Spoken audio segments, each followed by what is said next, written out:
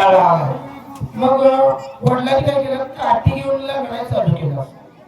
लंगडाय चालू केल्यावर बाळू मला कळालं, ठीक आहे इकडे ये. काय झालं? काय नाही देव, काटा लागलाय. बाळू म्हणे घेतला पाय आणि आकाशाकडे बघितलं. रांडच्या बाळूधनगरच्या भक्ताला बाळूधनगरच्या इच्छेशिवाय यम सुद्धा स्पर्श करणार नाही. आणि तुला काटा कसा लागला एवढं मला नाव सांगितलं. का तर काटाच लागल्या नाही, तुला तलाव राहायचा हे सांग. आजच्या दिवस राहा आणि उद्या तलावर जा.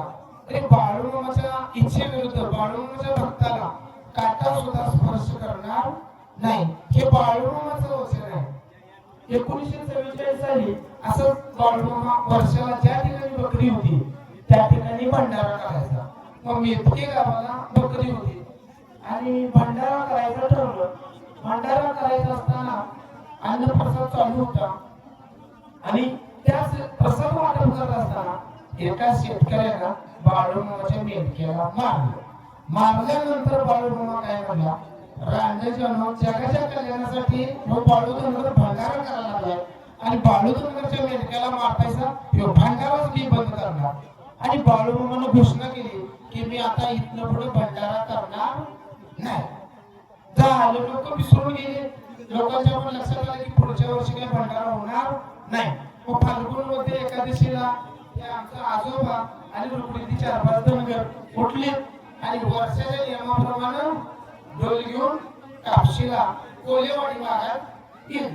कोलेवाडी भागात साता पाटलाचं रान होतं. तिथं 1 किलोमीटर असताना आमचा आजोबा ढोल वाजवायला चालू केले. रात्रीचं 11 ते 12 वाजले असतील. तेवढं बाळूमामा म्हटला, अरे रांगाचा कोण आल्या बघा. म्हटला कोणाच्या घरा विस्तू ठेवाय आल्या. पळा पळा पळा कोण गेले, आले बघा ढोल वाजवत. तू लोक पळत गेली, बघितली देवा रुपडीचा बापू धनगर आहे म्हणजे यांचं वडील. अरे बापरे, ते कडे बघाय कोणाचं ऐकायला नाही. पुढे म्हटला घागर घ्या, पाणी घ्या, नारळ घ्या, जाऊया. म्हटला गेलं. बाप्या मी जत्रा बंद केली, तुला माहित नाही का आलाय. देवा म्हणला तू आपण जत्रा बंद करायची, पण आम्ही नियमाने यायला. बाळूमामा म्हणला विचार करून बोल. बाळूधनगरचा 3.5 हात फुट आहे. 7 पिढीला गाडीत कुठे बसेल तेव्हा विचार करून. तेव्हा बाळूमामा म्हणला बसला तर बसू दे बापूला म्हणला, पण रुपडीचा बाळू यायचा नियम काय चुकणार नाही. ठीक आहे म्हणला. आजपासून म्हणला मालिंग राहिला जसा बिरुबाच्या यात्रेला मानाने येते तसा आज बापू धनगरच्या याला बाळू धनगरच्या याला तू आज बाळू घेऊन आला. तुझा आज मावळी राहायचा मान आहे आणि हेरमाचा आणि वालाचा मान बाळूमामाने रुपडीला दिला. तेव्हापासून हा वालाचा मान आमच्या रुपडी गावाला मिळालेला आहे.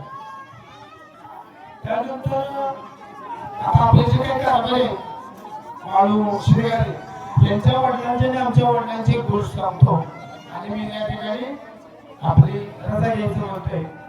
तर वडिलांनी बाळू धनगर यांचा वडील कृष्णा धनगर हे दोघं पण बाळू